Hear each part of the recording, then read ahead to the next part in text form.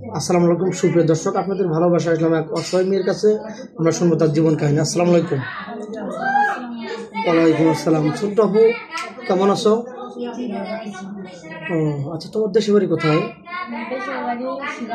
সিরাজগঞ্জ। তোমার ফ্যামিলিতে কে কে আছে? আমার মাও নেই, আমার বাবাও নেই। আমি ফুফুর কাছে থাকি। আমার ফুফুকে আমার ছোট থেকে বড় করছে।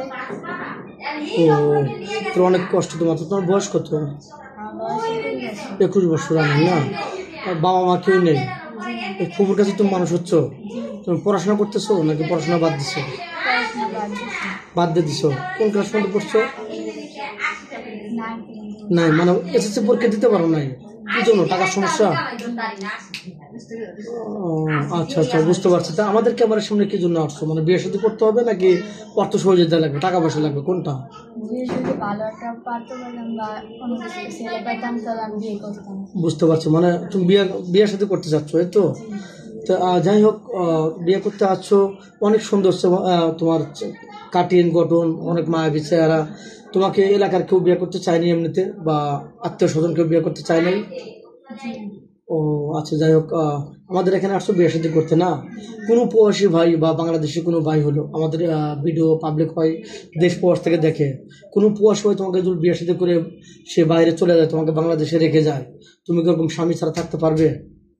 যদি ভালো ছেলে হয় তো থাকতে পারবে। ও আচ্ছা আচ্ছা, পরকে লিপ্ত হবে না তো? মানে স্বামী থেকে আবার অন্যজনের সাথে কথাবার্তা বলবে, স্বামীকে মনে কষ্ট দিবে, তার সাথে কথা বলবে না, তার ফোনটা ধরবে না, এরকম কোনো কিছু করবে কিনা? এরকম কষ্ট দিবে না তো? আচ্ছা, তুমি তো মুসলমান না?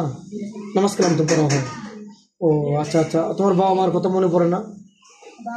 মামার কথা মনে পড়লো কিন্তু ওরা তো আসে না, মানে করার কিছু থাকে না, খুব কষ্ট হয় না, কান্নাকাটি করো। তো যাই হোক, তোমাকে কোনো ভাই দায়িত্ব নিয়ে বিয়ে শাদী করে তোমাকে আবার লেখাপড়া করাতে চায়, তুমি কি ইচ্ছুক লেখাপড়া করবে? যদি ভালো ছেলে হয়, যদি ভালোই হয় তাহলে করবো, কোনো সমস্যা নেই। তোমার কোনো আপত্তি নেই? তুমি কি খেতে ভালোবাসো আপু? আমি তো টক জাতীয় জিনিস নাকি গরুর গোশত, না পোলাও, নাকি গরিব মানুষ ডাউল ভাতেই খুশি? মানে কি খেতে ভালোবাসো? আমি তো ছোটবেলাতে ডাল ভাত চাল মানে ছোটবেলা থেকে যেটা পাইছো ডাউল ভাত, এটাই তো তুমি খুশি না? বেশি চাহিদা নেই? আচ্ছা, তোমার কি ওই বেশি টাকা স্বামী লাগবে নাকি তার মনটা ভালো হইতে হবে? টাকা পয়সা কি বেশি লাগবে নাকি টাকা? মন ভালো ছেলে হলে হবে। ও, টাকা পয়সা তো আজকে আছে কালকে নেই না, স্বামীর ভালোবাসাটাই মেন। তো যাই হোক, চলতে গেলে টাকা পয়সারও কিছু দরকার নাকি? তো যাই হোক, তোমার তো ফোন নেই, আর মেয়েটা কোনো ফোন নেই, মেয়েটা খুবই অসহায়, হত দরিদ্র ফ্যামিলির মেয়ে। মেয়েটা বাবা মা কেউ নেই, একদম ইতিম। তার মা চেহারা দেখলেই বোঝা যায় তার কতটুকু অসহায়, কতটুকু ইতিম মেয়ে। কথাই বলতে পারছে না, খুব নার্ভাস।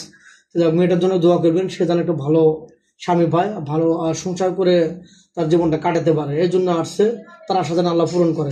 ভালো থাকবেন, সুস্থ থাকবেন।